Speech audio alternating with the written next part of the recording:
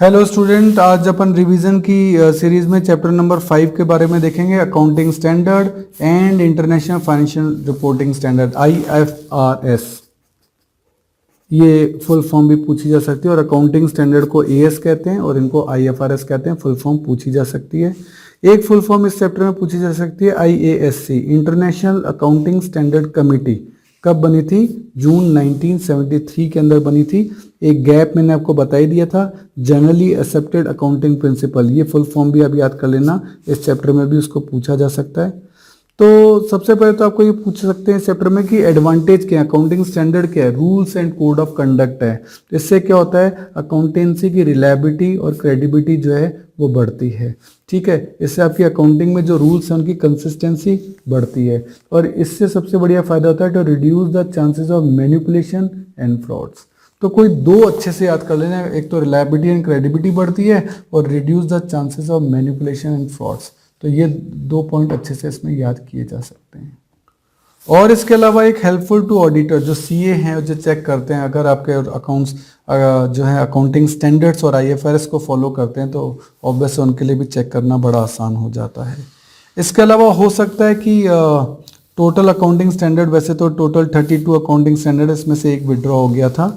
और मैं आपको बता दूं, कोई अकाउंटिंग स्टैंडर्ड के हो सकता है आपसे नाम पूछ लिए जाएं कि अकाउंटिंग स्टैंडर्ड 1 किसके लिए होता है, डिस्क्लोजर ऑफ अकाउंटिंग पॉलिसी, या अकाउंटिंग स्टैंडर्ड 2 किसके लिए होता है, वैल्यूएशन ऑफ इन्वेंट्री यानी स्टॉक के लिए, अकाउंटिंग स्टैंडर्ड 3 किसके लिए होता है, कैश फ्लो स्टेटमेंट के लिए, अकाउंटिंग स्टैंडर्ड 6 किसके लिए होता है, डेप्शन के लिए। तो ये कुछ एक नाम है जो कि पूछे जा सकते हैं। मैं कहूँगा 3-4 नाम तो आप याद कर ही लें। हो सकता है वो आपसे पूछ ले कि कोई 4 accounting standard with name and number बताओ, ऐसा क्वेश्चन बन सकता है।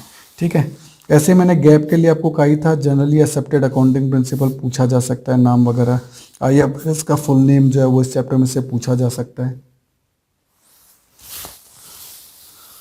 अजम्पशंस ऑफ IFRS पूछा जा सकता है कि IFRS किन अजम्पशंस पे चलते हैं। तो वही गोइंग कंसर्न है, एक्रूवल है और मेजरिंग यूनिट अजम्पशन है कि हाँ भाई आप किस यूनिट में मेजर करेंगे। Measuring unit is the current purchasing power. ध्यान देना, आपकी जो पहले वाली अकाउंटिंग प्रिंसिपल्स थे उसमें लिखा था कि हम हिस्टोरिकल कॉस्ट को देखेंगे, जबकि ये किस पे चलते हैं, करंट परचेजिंग पावर में, क्योंकि हिस्टोरिकल कॉस्ट जो थी वो लिमिटेशन थी पुराने वाले रूल्स का, और नए वाले रूल में वो कह रहे हैं कि नहीं, हम परचेजिंग पावर करंट वाली लेंगे।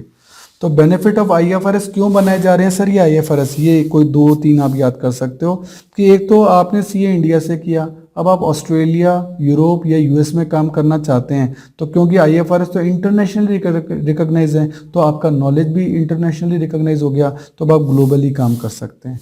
Helpful to investor, America India की किसी कंपनी में पैसा लगाना चाहता है या इंडियन अमेरिका की, तो वहाँ के अकाउंट्स अगर एक जैसे होंगे तो देख के हेल्प ले सकता है। इसके अलावा अकाउंटिंग प्रोफेशनल्स के लिए जो मैंने बताया CA CS दूसरी जगह जाके काम करेंगे, उनके काम आ सकता है। और एक डिफरेंस पूछा जा सकता है, ये भी इंपॉर्टेंट है कि IFRS और गैप के जो अकाउंटिंग स्टैंडर्ड्स थे उनमें क्या डिफरेंस है।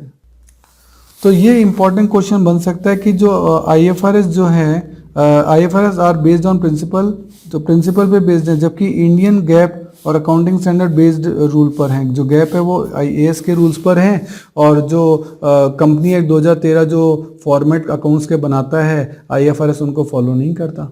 IFRS किसी फॉर्मेट को फॉलो नहीं करता, जबकि अकाउंटिंग स्टैंडर्ड कंपनी एक्ट को फॉलो करते हैं। ठीक है, इसके अलावा जो आपका IFRS है वो आपका करंट परचेजिंग पावर, जो करंट फेयर वैल्यू है उसको फॉलो करता है, जबकि जो गैप था आपका वो हिस्टोरिकल कॉस्ट कॉन्सेप्ट को फॉलो करता था। तो ये भी ये दो डिफरेंस जो हैं इनको आप अच्छे से याद कर सकते हैं। ठीक है, कुछ एक हो सकता है IFRS के नाम पूछ ले तो वो भी आप देख सकते हैं, जैसे इंड AS, ये भी एक नाम है, इंडियन अकाउंटिंग स्टैंडर्ड बोलते हैं, इंडियन अकाउंटिंग स्टैंडर्ड 1। ये बेसिकली क्या है, ये IFRS और अकाउंटिंग स्टैंडर्ड दोनों को मिलाकर बनाई गई एक नई रूल बुक है, जिसमें इंड AS 1 ये किसके लिए है, ये प्रेजेंटेशन ऑफ फाइनेंशियल स्टेटमेंट के रूल बताता है। इंड AS 2 क्या बताता है सर, ये इन्वेंट्री के लिए बताता है। इंड AS 7 किसके लिए बताता है सर, ये कैश फ्लो स्टेटमेंट के लिए बताता है। तो ये किसका है, ये अकाउंटिंग स्टैंडर्ड और IFRS का मिक्सचर कहलाता है इंड AS। तो ये भी आप ध्यान रख सकते हो। तो इस चैप्टर में से बेसिकली यही पॉइंट आपसे पूछे जाएंगे, आप इनकी प्रैक्टिस कर लें। बहुत लिमिटेड, इस चैप्टर में से बहुत लिमिटेड क्वेश्चन ही पूछे जाएंगे, क्योंकि बच्चे को इसकी इन्फॉर्मेशन इतनी ज़्यादा होती नहीं है, दैट्स वाई क्वेश्चन ज़्यादा पूछे नहीं जाते हैं। Okay, all the best, thank you.